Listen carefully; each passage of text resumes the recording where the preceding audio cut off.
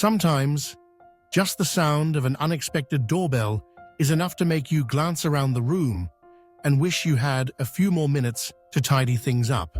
No one is forcing you. No one is judging you. But still, you don't feel entirely comfortable. Not because you're lazy or unwilling to clean, but because, after so many years of living, every item around you has become a piece of memory. From the flower vase your mother left behind to an old birthday card from years ago, each holds some kind of meaning, no matter how small, no matter how worn. But when you hold on to too much, your home slowly becomes a place that drains you. You get irritated more easily. You don't sleep as well. You hesitate to invite anyone over. And most of all, your space no longer feels peaceful. If you've ever felt that way, then today's video from Senior Rise is a gentle invitation. An invitation to pause, to reflect, to sort through, and to let go of what no longer serves your life today. Together, we'll explore 23 items, divided room by room, that you can begin decluttering today to bring back ease, space, and serenity. Be sure to watch until the end, because sometimes one small change is all it takes to open a whole new chapter in your life. And if there's an item you once struggled to let go of, share your story in the comments, because your story might help someone else feel a little less alone. Mrs. Eleanor, 72, lives alone in a small home in Portland after her husband passed away and her children moved far away. She isn't the type of person who lives in clutter. In fact, after decades of being a primary school teacher, she used to keep everything in perfect order, from her lesson plans to every neatly folded tablecloth. But over time, after her husband's passing and her children settling in other states, things quietly changed. The house stayed the same, but item by item, little things began to pile up. Every drawer, every cupboard slowly turned into a place that stored the past. One morning, she stood in the kitchen, trying to find the right lid for a leftover food container. 10 minutes passed, and she still couldn't find it.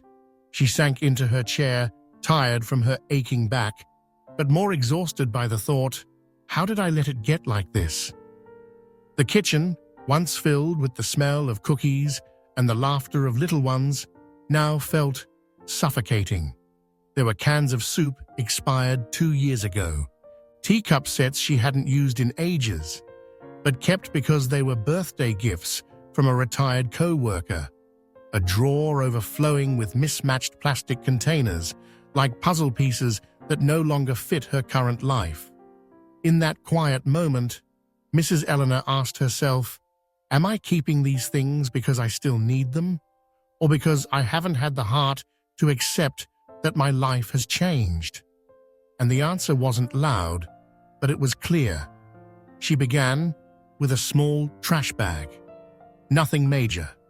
Just a few expired items, lidless containers, and a wooden spoon with a broken handle. And when she closed that drawer for the first time in years, she felt a bit lighter, not just in her shoulders, but in her spirit too. Have you ever felt like Mrs. Eleanor? That opening just one drawer could make you sigh. If so, that might be the sign. A sign that it's time to let go. Not of everything, just a few things, so you can reclaim space for the life you're living now. Then she stepped into the living room, a place where she used to read to her husband every Sunday night. Now, the room felt a little different. Shelves stacked with old magazines, a sofa covered in throw pillows, some deflated, some faded, none particularly inviting. Souvenirs from a trip more than 2 decades ago, now covered in a fine layer of dust, not because she forgot to clean, but because she had stopped noticing them. One day, her 8-year-old granddaughter came to visit and asked, "Grandma, Why do you have so many things but no room to play? Such an innocent question, but it landed like a soft knock on memory's door. Mrs. Eleanor smiled, and for the first time in many years, she looked around her living room through the eyes of a child. A space that once welcomed stories and laughter had become crowded with things labeled maybe useful, don't know where to put, or simply too familiar to toss. That evening, she took out a box. Not a decluttering box. She called it her selective box. And she asked herself 3 questions. Does this still make me smile? Would someone else enjoy this more than I do now? If someone visited tomorrow, would I want this item to be part of what they see? If the answer was no, into the box it went. By the end of the night, her living room didn't completely transform, but it had begun to breathe again. And maybe that's how real change begins. What about you? Is there something you've been holding on to? Not because you need it, but because you're not sure how to let it go? Share your story in the comments, because sometimes just saying it out loud can make all the difference. Mrs. Eleanor stepped into her bedroom on a gentle, rainy afternoon. Dim light filtered through the lace curtains, and everything seemed just as usual. The old wooden bed, the tall wardrobe nearly reaching the ceiling, neatly arranged pillows and blankets. But today, she decided not just to look, but to truly see. And only a few minutes later, the heaviness in her chest began to make itself known. Inside the wardrobe were dresses she hadn't worn in years. One had been hanging there for over 15 years, a quiet remnant of her former self, back when she was still teaching, still attending school banquets with her husband by her side. There was a thick wool sweater she had once knitted for her son, but never got the chance to send. Now, he lived independently and no longer wore sweaters. There were also gym clothes her back and knees no longer allowed her to use. Mrs. Eleanor stood silently in front of the wardrobe. Then she tried something new. She turned all the hangers to face the same direction. I'll wear the ones I truly love, she thought, and in 6 months, if I haven't touched the others, they'll go. She didn't pressure herself. This wasn't about clearing the whole closet. It was simply a gentle, kind commitment to herself. Next, she opened the drawer beneath the bed. Inside was a pile of old blankets. Some kept talking just in case, others simply because she didn't know where else to put them. There was a body pillow from her younger days, flattened and frayed at the seams. A faded floral bedsheet, still folded neatly just because it's not completely torn yet. Have you ever done something like that? Kept something because it's not totally broken, even though deep down you know you'll never use it again? That night, Mrs. Eleanor finally used a new bedsheet set, one she had kept tucked away for almost a year, saving it for a special occasion. And she slept better. Not because the sheet was new, but because she felt like, for once, she was giving herself permission to be prioritized. The next day, she walked into her small home office at the end of the hallway.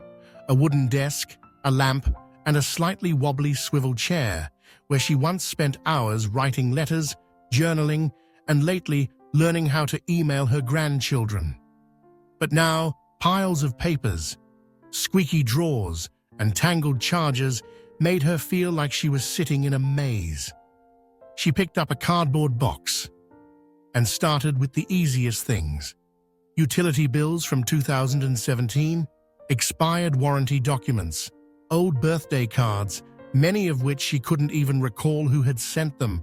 She smiled softly as she unfolded a note written in her husband's handwriting. Don't forget to buy toothpaste. Just one sentence. But it felt like time folded in on itself. She tucked the note gently into a small envelope to remember that he was once here. The rest she shredded carefully. It felt like dust was being lifted, not just from the room, but from her mind. That afternoon, something seemingly small brought tears to Mrs. Eleanor's eyes. She found a drawer full of pens, most of which no longer worked. She took them out one by one, testing each, sorting them. Some had dried ink, some were clogged, some were simply too old, with chipped tips and missing caps. She kept only 6 pens, ones that fit well in her hand, wrote smoothly, and still had their caps. She placed them gently into a small ceramic cup, a birthday gift from her 8-year-old granddaughter. If you're still watching by now, perhaps there's a small corner in your own home that's been calling for attention too. There's no need to rush, just acknowledging that truth is already a beginning. Try writing down the name of that room in the comments as a quiet promise to yourself. One March morning, as sunlight gently streamed through the small bathroom window, Mrs. Eleanor decided to open the medicine cabinet. It sat just above the sink, where she routinely grabbed her calcium supplements each evening. But how long had it been since she truly looked inside? She slowly opened the cabinet door. Inside were blister packs of expired pills. A bottle of cough syrup, only a quarter full, had changed color. There were even tubes of ointment prescribed to her late husband years ago, still resting there as if he had never left. Something inside Mrs. Eleanor sank, not because she missed the medicine itself, but because she realized she had been living with untouched fragments of memory. Do you have anything expired sitting in your medicine cabinet too?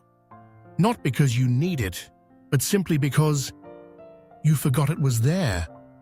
Mrs. Eleanor took out each old item, placed them in a small basket, read the labels carefully, and made notes.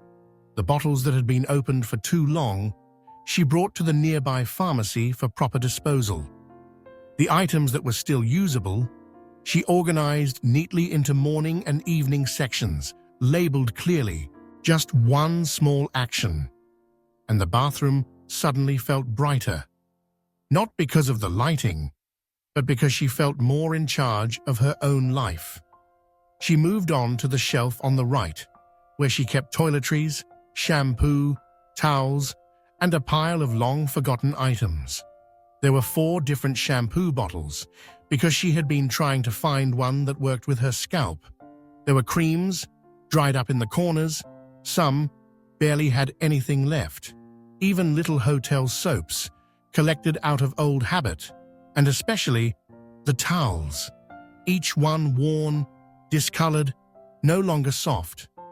"I used to keep these for drying the dog after baths," she whispered, remembering the little dog that passed away 3 years ago.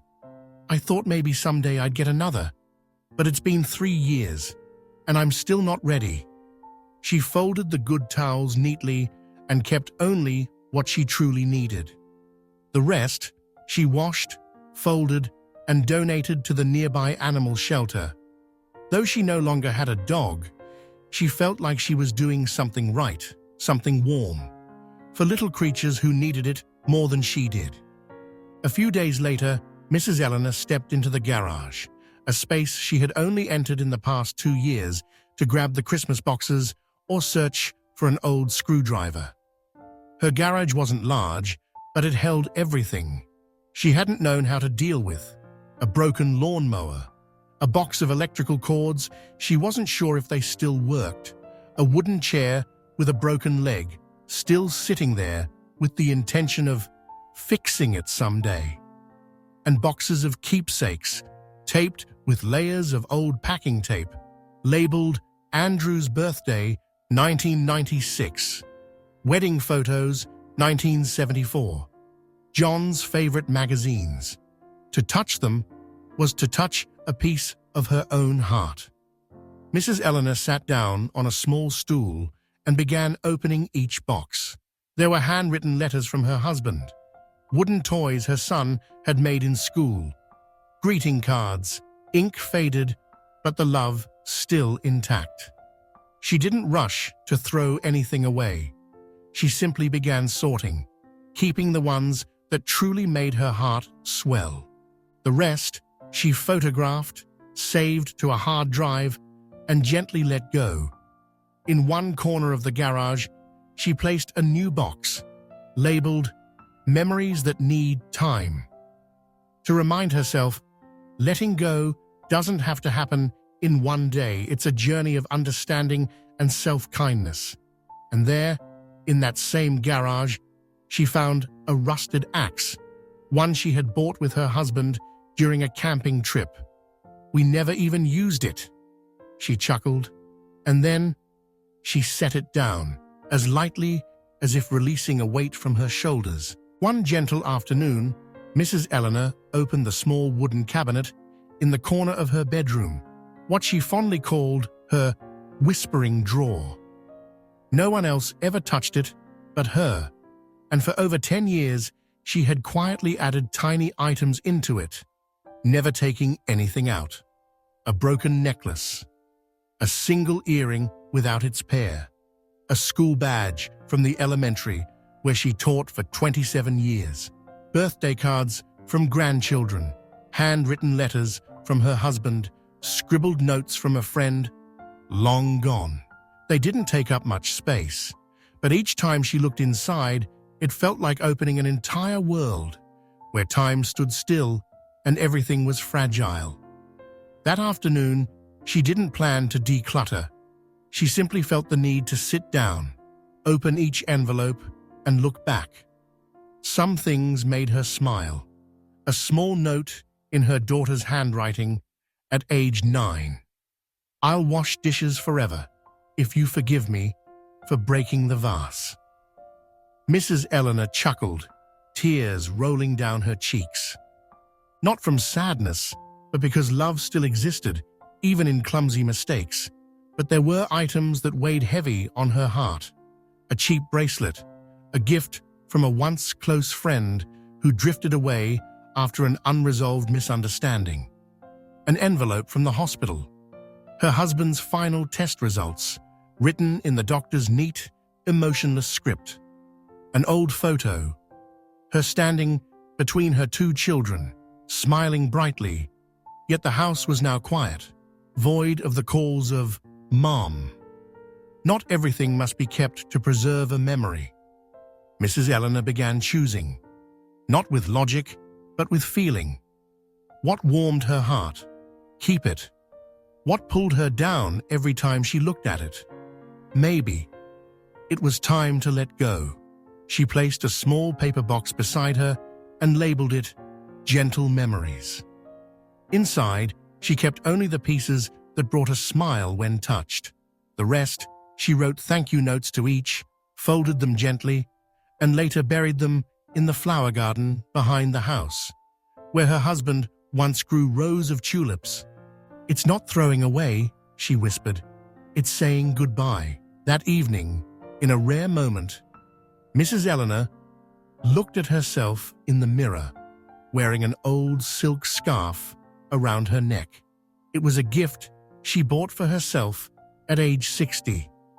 Just one moment of feeling elegant, she had said, but the scarf had stayed untouched in the drawer for 12 years. She looked directly at herself. Silver hair, deep-set eyes, but a steady gaze. Then she took off the scarf, folded it, and made a quiet decision. Every year, she would keep just one thing she gifted herself. The rest, she would pass on to other women who too deserved to feel worthy of beauty. In the late evening glow, Mrs. Eleanor wrote a small note and placed it inside the Gentle Memories box. "I don't keep things because I'm afraid of losing them. I keep what I want to carry with me into a softer chapter of life." Have you ever held on to something for years, only to one day find the courage to let it go? What gave you the strength to do it? Share that story in the comments below. We're not just here to clean house, we're here to gently learn how to live with lighter hearts, one step at a time. As Mrs. Eleanor sat on the chair by her window, the one where she often read each afternoon, she looked around her home with a completely different feeling. The kitchen was no longer cluttered with outdated items crammed into drawers. The living room felt open, with just a few cherished decorations, each bringing a quiet smile when seen. The bedroom was light and calm, free from unworn clothes, worn-out linens, and sunken pillows. The office was tidy, not a maze of papers and dried-out pens anymore. The garage, once a grey zone in her mind, now held only what she truly needed, and a small box of what she truly treasured. Even the memory drawer had transformed into a space of intention, gratitude, and peace. None of this happened overnight. It wasn't because of a magic trick or a three-step formula. It came from something deeper. Mrs. Eleanor had chosen to face it all. Every object, every memory, every piece of her lived life. And with each decision, she was relearning how to reclaim her space and her spirit. You know, a study from the American Institute of Environmental Psychology found that decluttering a home can improve sleep, reduce loneliness, and increase mental clarity in older adults. Not because possessions are bad, but because they often take up space that should belong to peace, clarity, and the present. We don't need to abandon the past. We just need to sort through it so that what remains lifts us up, not weighs us down. If there's a room, a drawer, or an object that's been quietly waiting to be heard, remember this: you don't have to begin alone. Thank you for staying with us until the very end. That tells us, somewhere deep in your heart, there's a part of you ready for change. If you have a story, an experience, or even just a quiet emotion, please share it in the comments below. Because here at Senior Rise, every story is a seed of connection. And every connection is a reminder we're still walking this journey together. Just remember, decluttering isn't just cleaning a space. It's a conversation with yourself about what truly matters in the chapter ahead. You don't have to clean the whole house.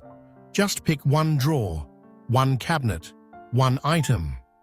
And from those small choices, you might rediscover a feeling you thought you'd lost: lightness, sufficiency, peace. If you found this video helpful, please consider subscribing to Senior Rise, so that every week we can sit down together like this. No rush, no judgment, just a shared space to slow down and live more meaningfully. You are not alone, and your home, like your life, can always begin again from just one gentle corner.